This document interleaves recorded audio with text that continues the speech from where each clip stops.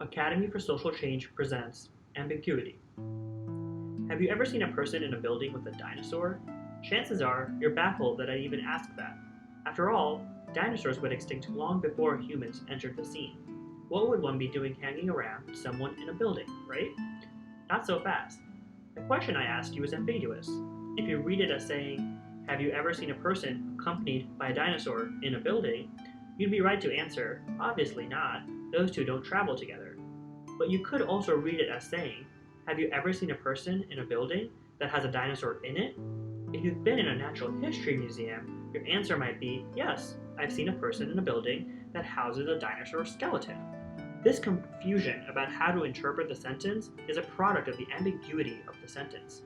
In this lesson, you'll learn about what ambiguity is, why it matters, and how to avoid it so you can convey your ideas more clearly. An expression is ambiguous if the proper way to interpret its wording is unclear and it is able to be read or heard in at least two different ways. Here are three ways an expression can be ambiguous. First, ambiguous vocabulary. Key words in the sentence may be read to mean different things. Example, parking spots are available to every resident may mean there is a parking spot available for each resident, or all residents are eligible for a parking spot. Solution. Here, the word every is ambiguous. It can mean each or all. Using more precise vocabulary helps avoid this problem. Second, ambiguous word order. Words are arranged in ways that produce different meanings.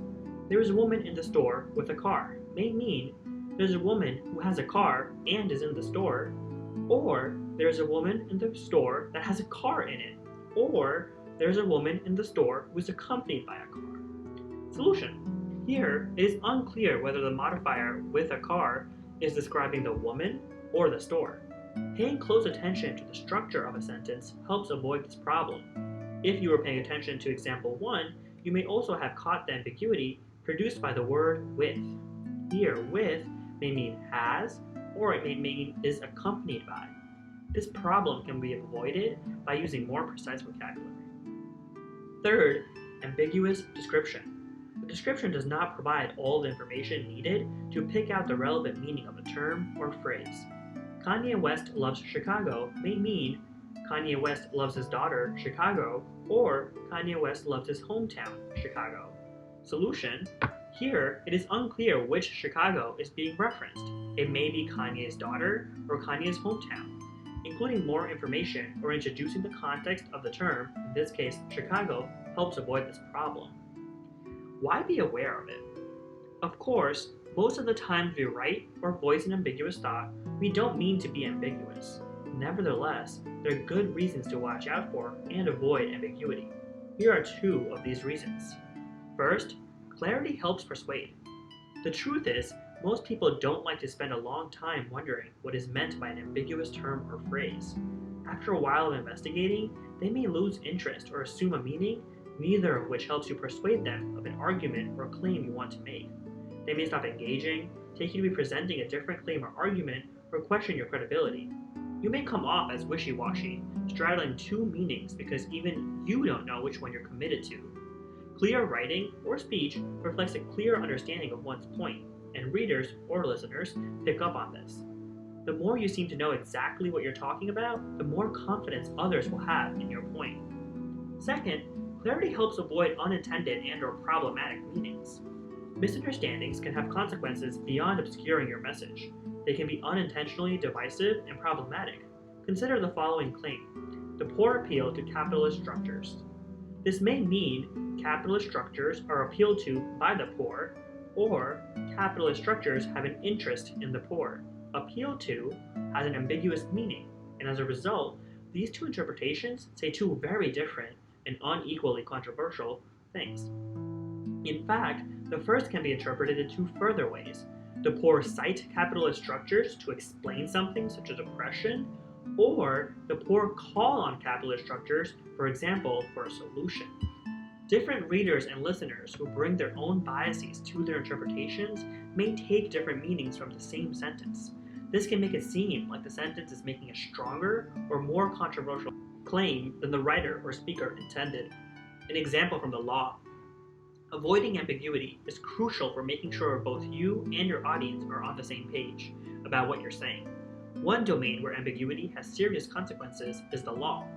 Consider the legal case Raffles versus Wycherley. In 1864, a buyer purchased cotton to be transported from India to England. The buyer and seller agreed that the cotton would be sent on a ship called the Peerless, but neither knew at the time that there were two different ships called Peerless, one set to leave India in October and the other in December. The buyer expected the cotton to arrive on the October Peerless, but the seller sent it on the December ship. Neither was aware of the other's intent. The buyer did not accept the shipment when it arrived in England on the December Peerless, so the seller sued the buyer. The counsel for the buyer, the defendant, noted the ambiguity about which Peerless was being referred to in the contract. The verdict in this case was that the lack of consensus on the exact terms and conditions of the contract voided the contract.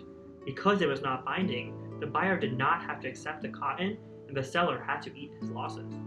This example highlights the importance of avoiding the three types of ambiguity we discussed. If you hadn't guessed already, this case falls under type 3. The political power of avoiding ambiguity. As the legal example demonstrates, ambiguity can create misunderstandings that have serious consequences. Avoiding types 1 and 2 helps you construct clear and persuasive arguments, but type 3 is at the heart of familiar disagreements about moral, social, and political issues. Ambiguous descriptions can lead people to talk past each other, each thinking the other is wrong without realizing they're not even talking about the same thing. Consider arguments about abortion. People who consider themselves pro-life vary widely in what they mean by life. Some think life starts at conception, others at a heartbeat, and others at a certain stage in development. People who consider themselves pro-choice also vary in what they mean by choice. Some think a woman has an unconditional right to choose abortion, whereas others think she has a choice up to a certain point. If you're trying to convince people in either camp to change their views, you should double check that you're disagreeing about the same thing. That is, you should spell out exactly what you mean when you say life or choice. Clarity and precision make for more fruitful conversations with those who have different views than us. Now it's your time to take it further. Can you think about an issue you're passionate about, such as the environment, human rights, or poverty? What are 3 different ways the term for that issue could be interpreted? How might the variation in meanings lead to disagreement about the best solution?